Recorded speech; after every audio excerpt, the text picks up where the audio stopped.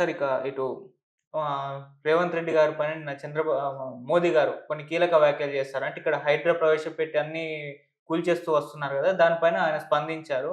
హైడ్రా అనేది కేవలం రుణమాఫీని తప్పించడానికి దాన్ని డైవర్షన్ పాలిటిక్స్ చేస్తున్నారు తెలంగాణలో. అదే జరుగుతుంది. ఈ హైడ్రా కూడా అంతే. అంతకు మించి పెద్ద ఏమీ లేదని జెప్పేసి ఆయన కూడా కామెంట్ చేశారు. సో, హైడ్రా విషయంలో ఇప్పుడు మోదీ గారు కూడా స్పందించారంటే దీన్ని పైన సీరియస్‌గా ఏమన్నా తీసుకునే ఛాన్సెస్ ఉన్నాయా సార్? ఎందుకంటే ఫైట్ జరుగుతుంది గదా! మా ఇల్లు కూల్చొద్దు అని జెప్పేసి ఆ విధంగా. ఆ!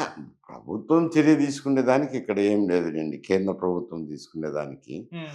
ఒకవేళ రాజకీయ పరంగా ఆయన మాట్లాడుండొచ్చు. ఎందుకంటే ఆయన ప్రధానమంత్రి అయినా గాని పార్టీ నాయకుల్లో పెద్ద గదా! అవును. అందువల్ల ఇక్కడ గూడా బీజేపీ, ఈ కాంగ్రెసు హ్మ్. మధ్యలో బీఆర్ఎస్ ఉంది. ఇప్పుడు అది మొన్న పార్లమెంట్ ఎలక్షన్‌లో అయితే ఎన్నిక జరిగినప్పుడైతే ప్రస్ఫుటంగా కనపడింది. అటు కాంగ్రెసు, హ్మ్. ఇటు బీజేపీ 2 వర్గాలుగా అయిపోయింది. బీఆర్ఎస్ కుదించకపోయింది. ఓకే.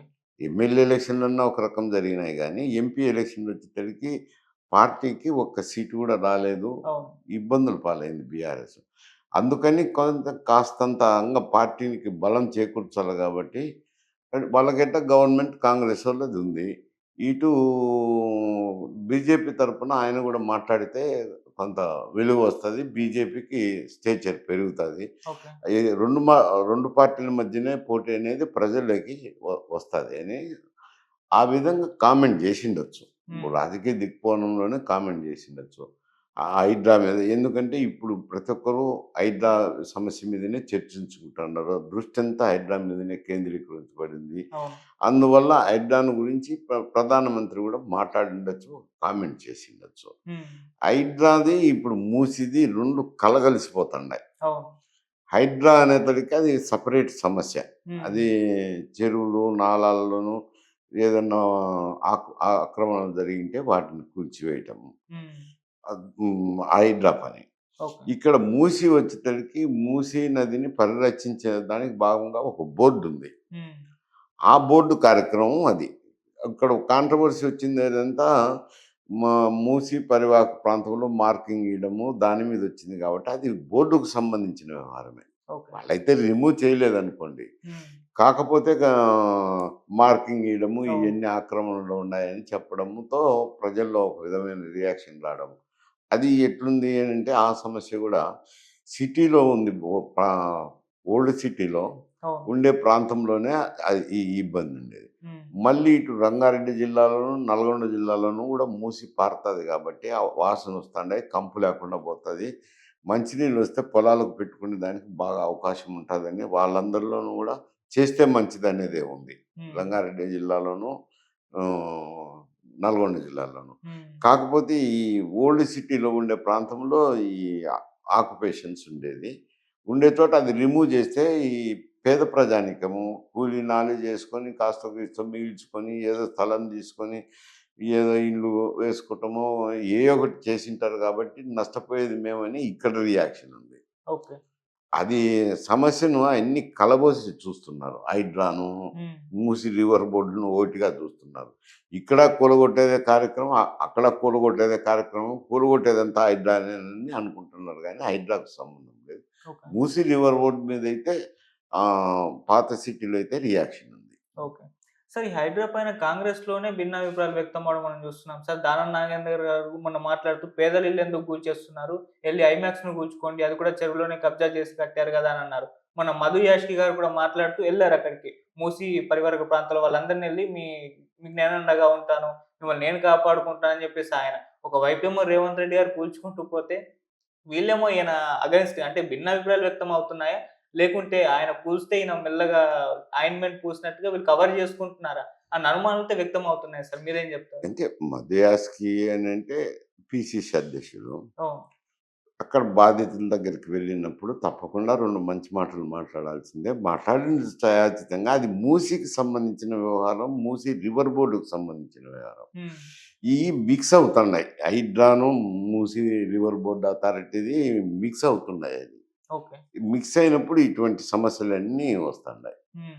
కానీ ఇది వేరు, అది వేరు. ఓకే. పరిగణలోకి తీసుకుంటే అప్పుడు సమస్య క్లియర్‌గా అర్థమవుతది. ఓకే. ఒకవేళ మూసీ నది పరివాహక ప్రాంతంలో పేద ప్రజానీకం ఉన్నారు కాబట్టి వాళ్ళ రక్షించే బాధ్యత మేము తీసుకుంటామన్నారు.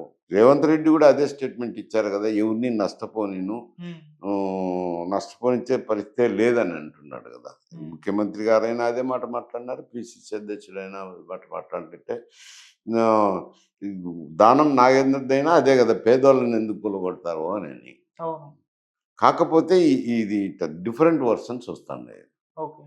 సో, అంటే సార్ వీళ్ళు డిస్కస్ చేసుకోరు ఆ విధంగా. అంటే దానం నాగేంద్ర గారు చేసిన కామెంట్స్ పైన వీళ్ళు డిస్కస్ చేసుకోకుండా వాళ్ళ వాళ్ళ అభిప్రాయాన్ని వ్యక్తం చేస్తున్నారా? లేకుంటే మాట్లాడుకొని ఈళ్ళు టాక్టిక్స్‌గా వ్యవహరిస్తున్నారు. ప్రజల దగ్గర ఒక వైపు నుంచి ఇలా మెల్లగా చేద్దాం, ఇంకో వైపు నుంచి కూల్చేసుకుంటూ వద్దామన్న ఒక వ్యూహాత్మకంగా వెళ్తున్నట్టుగా ఆహాహా! కనిపిస్తుంది. వ్యూహాత్మకం ఏం కాదు. హ్మ్. బాధితుల దగ్గరికి వెళ్ళినప్పుడు పరామర్శించి అవును. వాళ్ళకు కన్సోల్ చేయాలి కాబట్టి అక్కడ మాట్లాడే విధానం వేరుంటది. ఒక మాట, 2 మాటలు పోయి మాట్లాడేటప్పుడు ఎక్కువే మాట్లాడొచ్చులే. దాంట్లో నుంచి మనము భూతద్దంలో ఏసి చూడాల్సిన అవసరం ఉండదు. ఓకే. సార్ మరోవైపు కేటీఆర్ గారు ఒక పిలుపిచ్చారు. హైడ్రా ఎవరినైనా ఇల్లు కూల్చేస్తుంటే అందరూ వచ్చేసి దానికి అడ్డంగా నిలిచేసుకోండి.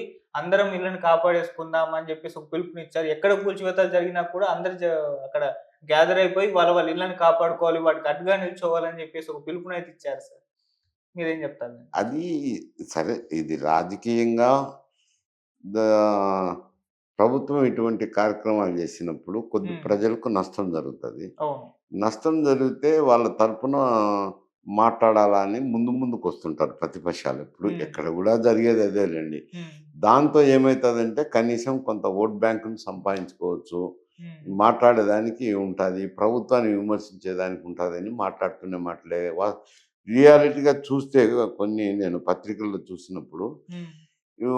ఈ పారిశుధ్యానికి సంబంధించి మూసీ నది కాలుష్య నివారణ కోసము అప్పుడు గూడా బీఆర్ఎస్ గవర్నమెంట్ ఉన్నప్పుడు గూడా ప్రభుత్వంలో ఉన్నప్పుడు వాళ్ళు ఒక ముసాయిదాను తయారు జేయడము, జీవో గూడా ఇష్యూ జేసినారు ఈ కూల్చేదానికి. హ్మ్. ఆహ్, మురుగునీటిని శుభ్రం చేయాలనని. మళ్ళా వివిధ కారణాలతో వాళ్ళు నిలుపుదల చేసినారు గానీ బయట మో అంకురార్పణ అయితే చేశారు గదా! వాళ్ళు అవును. గూడా. చేసి ఇప్పుడు మాట్లాడడం అంటే కొంచెం రాజకీయ కాంచితో మాట్లాడిన మాటలే గానీ, ఓకే. సిటీని, జనాన్ని దృష్టిలో పెట్టుకొని మాట్లాడిన మాటలు కాదు. ఓకే. సార్ ఇక్కడ ఒకటి మూసీ సుందరీకరణ ఇప్పుడు అవసరమా అన్న చర్చ కూడా మొదలవుతుంది సార్. అంటే విదేశాల్లో ఉన్న ఆయా సిటీలలో, ఆయా చెరువు ఉంటాయి గదా! వాటిలా మార్చాలి అని జెప్పేసి ఒక ప్రయత్నం అయితే చేస్తున్నారు. సో, ఇటువంటి ప్రయత్నాలు ఫలితం గావు. అక్కడ అమరావతిని కూడా సింగపూర్‌లా మారుస్తా అని చంద్రబాబు నాయుడు గతంలో జెప్పారు. అక్కడ ఎటువంటి పరిస్థితి నెలకొందో మనం జూసాం. రైతులు తిరుగుబాటు చేశారు వాళ్ళు వీళ్ళంతా కూడా. సో, ఇప్పుడు ఇక్కడ కూడా సేమ్ పరిస్థితి. అంటే విదేశాలను జూసి ఆ విధంగా తయారు చేద్దామన్న ఒక ప్లాన్ ఏదైతే ఉందో అది వర్కౌట్ అవుతుందంటారా సార్? విదేశాలు కాదిక్కడ. హ్మ్. ముందు సబర్మతి నదిలో ఇట్నే కాలుష్యం అయితంటే హ్మ్. మోడీ గారు ముఖ్యమంత్రిగా ఉన్నప్పుడు సబర్మతి కాలుష్య నివారణ కోసం కొన్ని చర్యలు చేపట్టి అక్కడ కాలుష్య నివారణ చేసినారని. అదే పద్ధతిలో ఇక్కడ గూడా కాలుష్య నివారణ. హ్మ్. కాలుష్య నివారణ చేయటం తప్పని ఎవరం అనలేం. ఓకే. అది మంచి కార్యక్రమమే. హ్మ్. కాకపోతే ప్రజలు నష్టపోకుండా ఉండేది గూడా చూడాల్సిందే. ఎందుకంటే వాళ్ళు పేద ప్రజానీకము. హ్మ్. మూసి ఒడ్డున ఉండే వాళ్ళంతా పేద ప్రజానీకమే ఉంటారు. హ్మ్. కూలీ నాలి చేసుకొని బతికే వాళ్ళుంటారు. అటువంటోళ్ళకు నష్టం జరగకుండా చూడాలనేది ఎవరైనా విమర్శించేది. మూసిని ఆహ్, సుందరీకరణ గాదు. కాలుష్యం లేకుండా చెయ్యాలి గదా! ఓకే. ఇంత పెద్ద పట్టణము, మహానగరం అయితంది. ఆ మధ్యలో ఇంత వాసనొస్తుంటే, హ్మ్. అది ఎవరికైనా చూసే వాళ్ళకి అసహ్యంగా ఉంటది. ఓకే. చేసిన దాన్ని తప్పులు పట్టాల్సిన అవసరం లేదు. కాకపోతే వాళ్ళకి నష్టం జరగకుండా చూడండి అని చెప్పాలి. ఓకే. సార్ ఇక ఈ హైడ్రా ఎఫెక్టు వచ్చే సంవత్సరం జీహెచ్ఎంసీ ఎలక్షన్స్ రాబోతున్నాయి గదా! వీటిపైన ప్రభావం చూపిస్తుంది. అక్కడ తెలిసిపోతుంది. హైడ్రా పైన కాంగ్రెస్ పార్టీ పైన అంటే నెగెటివ్ ఉందా? పాజిటివ్ ఉందా? అన్నది ఒక క్లారిటీ వచ్చేస్తుందని అంటున్నారు సార్. మరి హైడ్రా ప్రభావం జీహెచ్ఎంసీ ఎలక్షన్స్ పైన ఉంటుందంటారా? మొత్తం అంతా ఎందుకుంటుంది? హ్మ్. ఏదో అది ఎవరైతే బాధితులుంటారో హ్మ్. అటువంటోళ్ళు రియాక్ట్ కావచ్చు. ఓకే. ఎన్నికల్లో ప్రభుత్వం చేసింది నష్టం జరిగింటది గదా! ఎవరికైనా గాని. నేను మధ్య తరగతి కుటుంబీకుని. హ్మ్. ఒక ఇండ్లేసుకున్నాక ఇప్పుడు ఏదో వచ్చి హైడ్రా వచ్చి కూల్చేసిందనుకో నష్టం నష్టమే గదా నాకు గూడా. అవును. నువ్వు ఒక పేదోడి కంటే నోరెత్తి, గళమెత్తి మాట్లాడతారు. హ్మ్.